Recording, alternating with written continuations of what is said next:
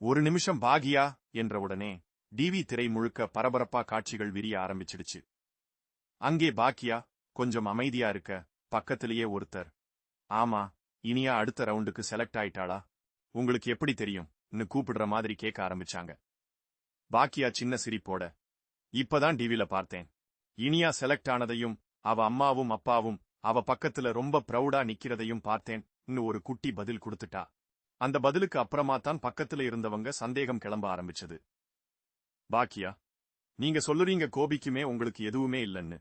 ஆனா ஒவ்வொரு சந்தர்ப்பத்தையும் உங்களுக்கு அவரோட மனைவியா அடையாளப்படுத்திக்கிற மாதிரி பாக்குறீங்க. ஏன் நேரடியா கேள்வி வர, பாக்கியா அந்த கேள்விக்கு சூப்பரா பதில் கொடுக்க ஆரம்பிச்சா. அவரோட வாழணும்னு நான் நினைச்சேன் என்றா?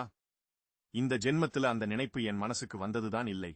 நான் அந்த போட்டிக்கு இனியாவோட அம்மாவா மட்டும்தான் போனேன். கோபிநாத் அவங்க அப்பாவா வந்தார். எங்க பசங்களோட அப்பா தாண்டி அவருக்கும் எனக்கும் எந்த ரகமான உறவுமே இல்லை. இனிமேலும் இருக்க வாய்ப்பே இல்லை பாக்கியா அழுத்தமா சொல்லிட்டா.